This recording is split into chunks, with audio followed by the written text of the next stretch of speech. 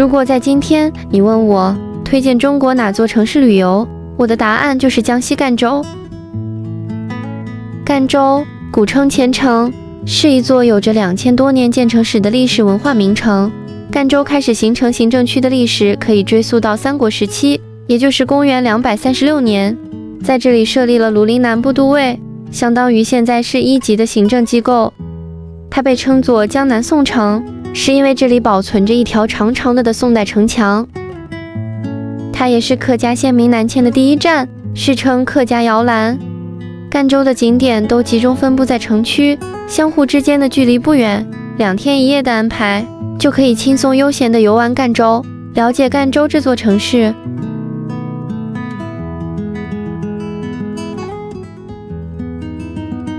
第一站，赣州文庙。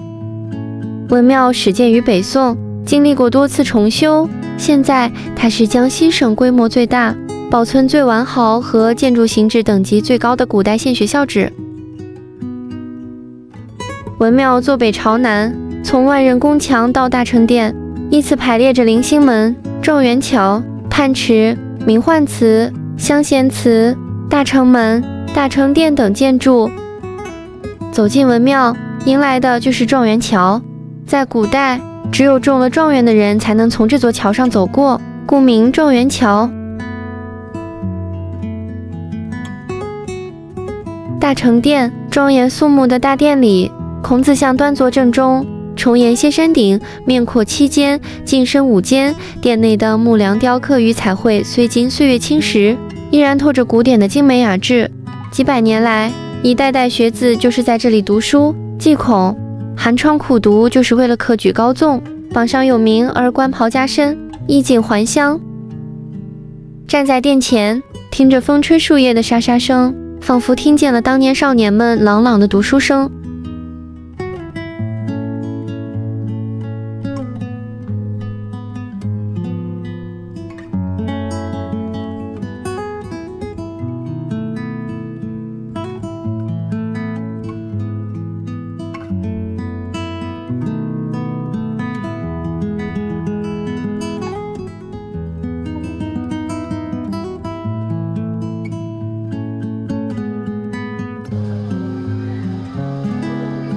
从建春门登上赣州古城墙，这段城墙建于北宋嘉佑年间，城墙平均高7米，从东门到西门全长3.6公里。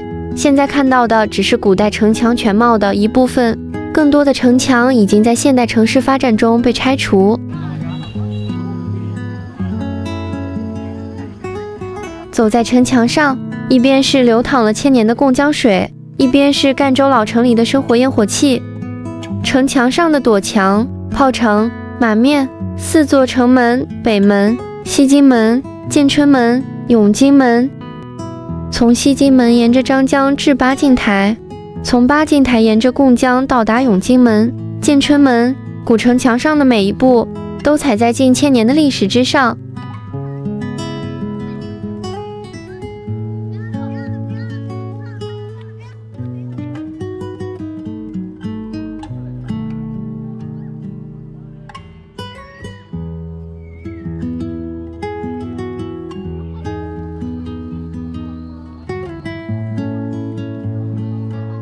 从古城墙下来，古浮桥横卧在贡江之上。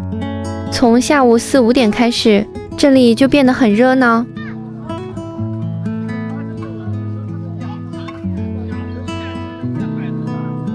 从南宋时代，也就是1165到1173年间，这里就修建了浮桥。当时人们把100多只木舟用缆绳并排相连，二称浮桥。800多年了，它依然横跨在贡江之上，连接着两岸人们的日常生活。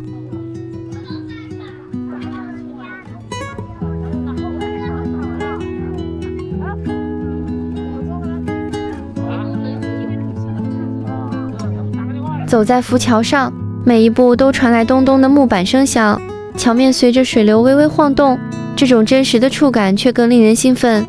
据说赣州的赣这个字，就是取自张江、贡江这2条江的名字。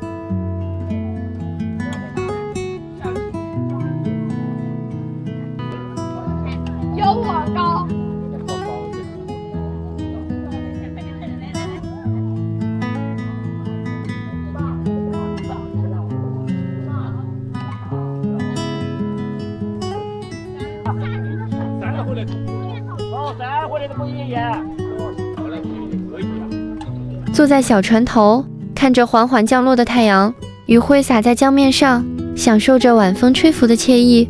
此刻的感受，赣州的这趟旅行已经值得，令人心满意足。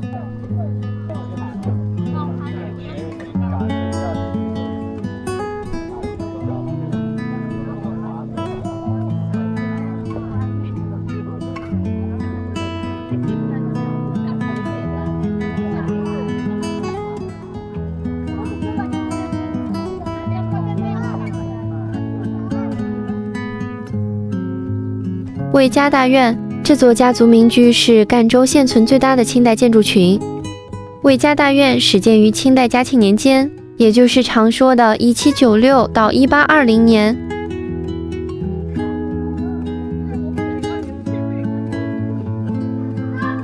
魏家大院是客家商人魏氏家族世代聚居的宅邸，整座建筑群占地约3000平方米，包括了住宅、祠堂、学堂等多组建筑。它们以四水归堂式的客家围屋格局连为一体。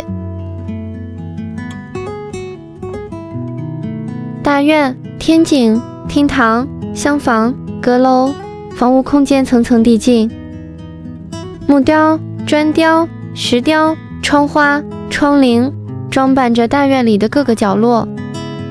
梁方上的卷草纹，门楣上的福禄寿星，每一处雕刻都工艺精湛，又代表着深远的寓意。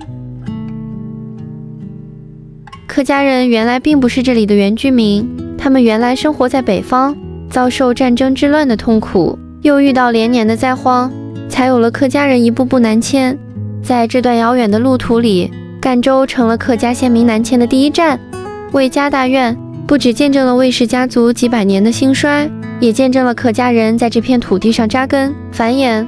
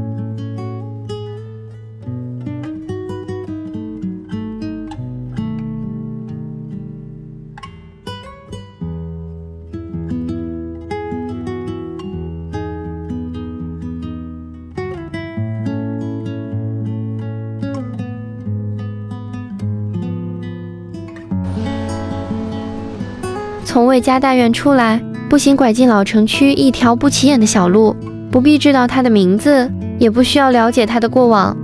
相比那些被修缮一新的历史街区，这种没有经过精心打扮、原汁原味的小路更有一股吸引力。小路店老板正熟练地忙着他的工作，路旁的小树经历了数十年的生长，已经能给行人遮阳挡雨。路人慢慢地走着，没有了匆忙的脚步声。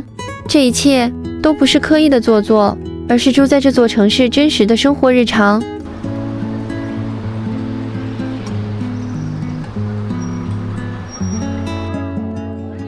夜晚的时候，游览的地方就该来到宋朝不夜城了。这里是赣州最精华的夜游体验。巍然矗立的门楼，名垂青史的宋代贤人雕像，当暖黄的灯光亮起，整个仿宋建筑群落在夜色中流光溢彩，高低错落的灯笼把街巷照得温暖而明亮。街上随处可见身穿古服的年轻人，他们在寻找着最佳的位置，期待着拍出美美的照片。古色古香的店铺招牌，此起彼伏商店促销广播声，小吃、文创手作茶馆，这里的活力氛围感染着每一个人，恍惚之间，感觉来到了古代的街市。感谢您的观看，欢迎订阅我的频道，我们下一个城市再见。